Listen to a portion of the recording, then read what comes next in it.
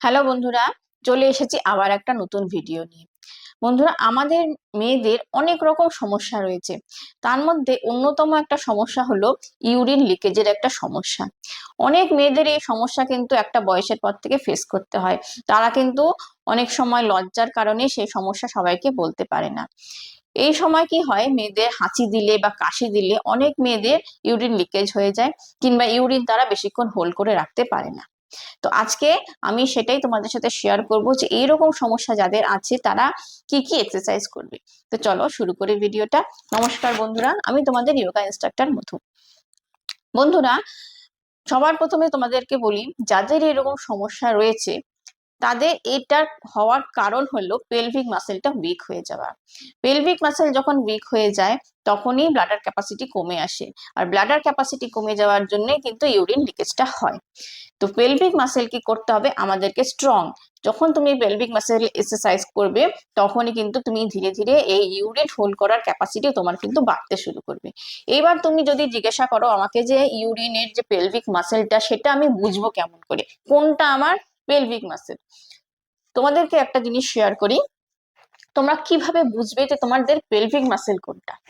তুমি যখন urine pass করবে, কিছুক্ষণ ইউরিন পাস করার পরে সেটাকে বন্ধ করে দাও, তখন দেখবে যে একটা পেলভিক মাসেলের মধ্যে খুব কন্ট্রাক্ট হচ্ছে, মানে খুব টাইট হচ্ছে, মানে খুব একটা প্রেসার ক্রিয়েট হচ্ছে। ওটাই তোমার পেলভিক মাসেল। ওই পেলভিক মাসেলকে যখন তুমি বুঝতে পারবে তখনই তুমি কি করবে, ইউরিনটাকে রিলিজ করে দাও, তখন দেখবে পেলভিক মাসেল কিন্তু রিল্যাক্স হয়ে গেছে। তো এইভাবেই আমাদের পেলভিক মাসেল যখন উইক হয়ে যায় তখনই আমাদের ইউরিন ক্যাপাসিটি বা ইউরিন ধরে রাখার যে ক্যাপাসিটি সেটা কিন্তু আমাদের হারিয়ে যায়। তো এই পেলভিক মাসেলকেই প্রথমে আমাকে স্ট্রং করতে হবে। তো চলো কি কি এক্সারসাইজ করলে আমাদের পেলভিক মাসেল স্ট্রং হবে সেটাই তোমাদের সাথে শেয়ার করি। আর একটা কথা, যাদের এরকম সমস্যা আছে শুধু তারাই এই এক্সারসাইজ গুলো করতে পারে এরকম কোনো ব্যাপার নেই। যারা আদার্স এরকম আছে যে এরকম সমস্যা নেই, তারাও কিন্তু অবশ্যই এটা করতে পারবে। তাহলে পেলভিক মাসেল কিন্তু এক্সারসাইজ সবাই করতে পারবে। তো চলো ভিডিওটা শুরু করি। প্রথমে এরকম বজ্রাসন পজিশনে বসবে। বজ্রাসন পজিশনে বসে হাত দুটোকে এইভাবে রাখবে, দুটো হাতকে এরকম ভাবে রাখবে, রেখে দুটো পায়ের মাঝে সামান্য একটু গ্যাপ দিয়ে পেলভিক মাসেলটাকে একটু টাইট করে ধরবে। ধরে তারপরে ইনহেল মানে আপওয়ার্ডে যাবে এবং এক্সেল মাথা নিচু করবে। আবার ইনহেল, আবার এক্সেল, ইনহেল, এক্সেল। এইভাবে প্রতিদিন 20 বার করে অভ্যাস করবে। রিল্যাক্স। পরে এক্সারসাইজ করার জন্য শুয়ে পড়তে হবে। সোজা হয়ে শুয়ে পড়ো, তারপরে দু হাঁটু ভাঁজ করো এবং দুই পায়ের মধ্যে একটু গ্যাপ রাখো। পাটা হাঁটু পর্যন্ত ভাঁজ করে দেওয়ার পরে হাত দুটাকে উপরের দিকে তোলো। তারপরে ইনহেল, এক্সেল, আবার ইনহেল, এক্সেল, ইনহেল, এক্সেল। এইভাবে 20 বার করে অভ্যাস করো, পেলভিক মাসল স্ট্রং হবে। রিল্যাক্স।